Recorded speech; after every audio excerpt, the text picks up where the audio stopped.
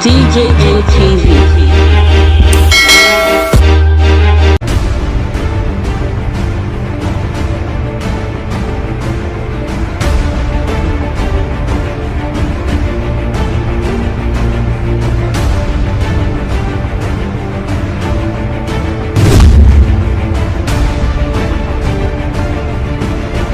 Kasala don burst as Army and Eastern Security Network clash for Olu, Imo State.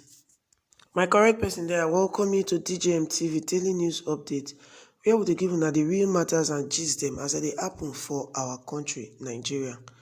And the matter what we carry come now about the Eastern Security Network and the Army clash, where they go on now for Olu local government for Imo State. The federal government don deploy Nigerian soldiers go Olu local government for Imo State when they get reports say the Eastern Security Network for there, they won't pursue the Nama people come up for the local government. And they say following the move for them to chase the Nama people come up for the local government, as soon as the army they just enter the local government, people they use camera to catch them, or they try to intimidate people with their weapons when they carry. And they say that they on the search for the members of the Eastern Security Network for the local government too. And the way the matter be so, many people don't leg over for this thing. What it can really happen is the clash between the Nigerian Army and the Eastern Security Network, where Organ Nnamdi Kanu form. They say don't start since for some days now. As the army, they just enter the bush and the forest of Ogboro community for Olu local government. Say they search for the vigilante there where they try to prevent Nama people from entering the community.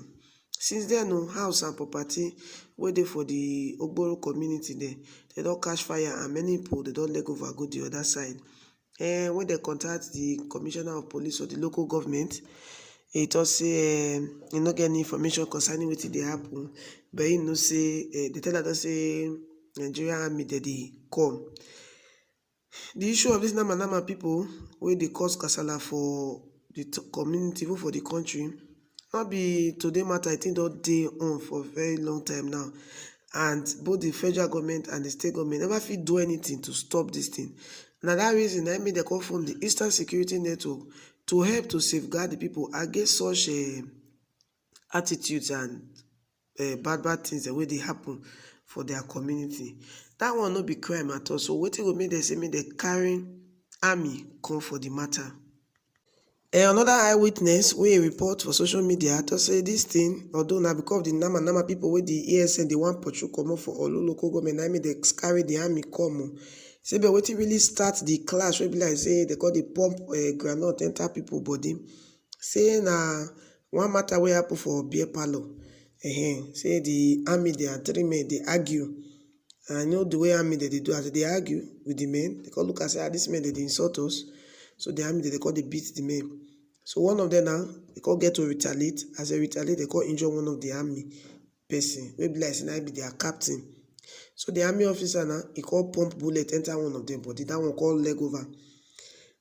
Later they call go back to their base, go reinforce come. As they go reinforce come back, they call come back after some hours with about 2 healers van, enter the beer parlor. They call they assault people waiting for there. Before you know, they carry it inside the community, begin the pump bullet enter air, not be small thing. But the Eastern Security Network, they call they on ground to counter them. And that now call lead to the exchange, the tete where they call they do.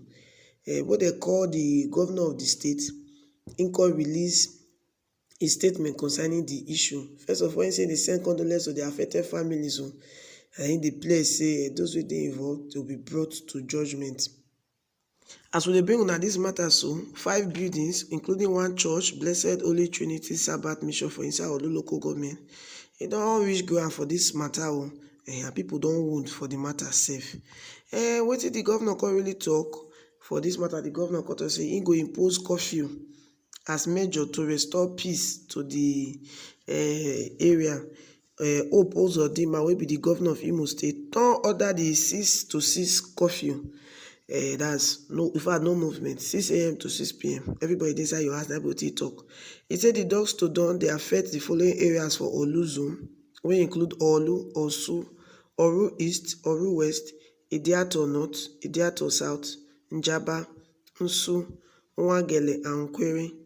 This one, it was in the videos of the Kasala and the security operative, the way they do tete, where begin for everywhere. And I make her take this measure. The governor talk inside his statement, say things for inside the Olu zone, they under control now. And say they don't deploy more security operative to the area on a 24-hour watch. Say na many people don't say na army and Jaguda people. Some people say na Eastern Security Network and the army. They say they try to confirm the story. We really know the real matter what happened. But the government don't direct all security agencies to fish out the people where they behind this Kasala way boss.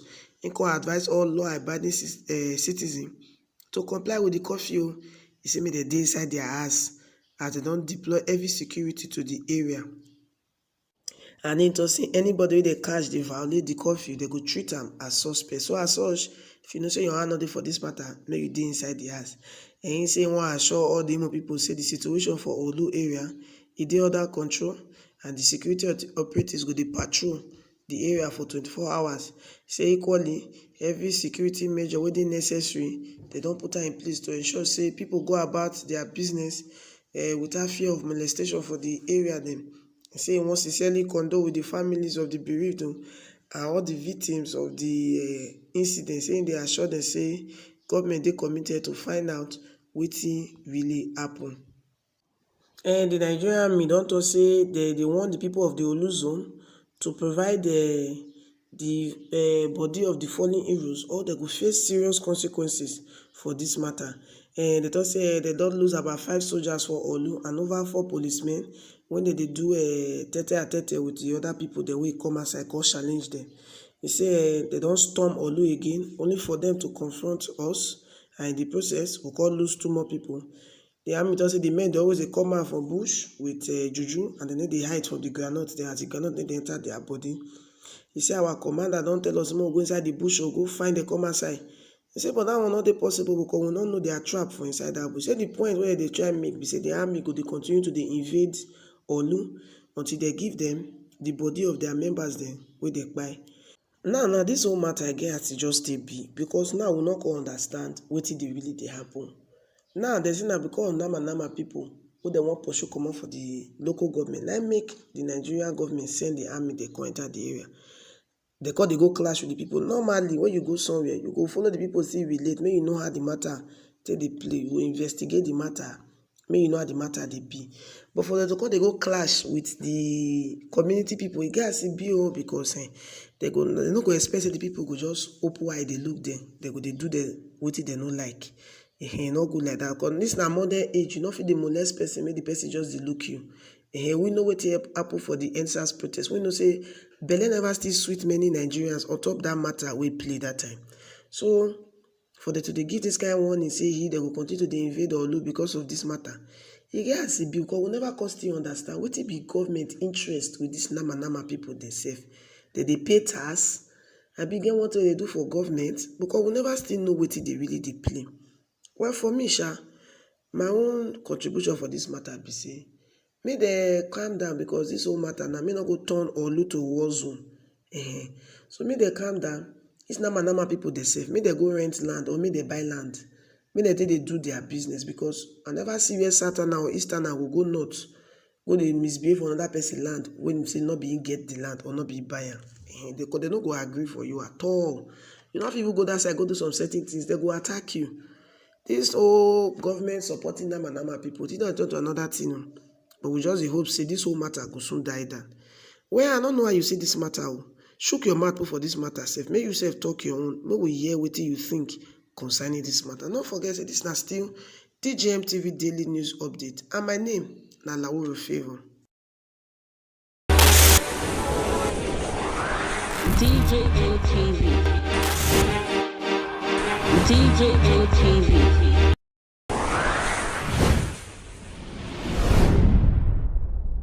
People don't say no, they don't like it. Welcome to DJM TV. DJM TV.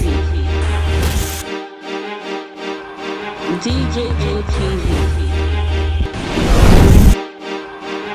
DJM TV. DJM TV. Some of the delegates and ask their questions. DJM TV.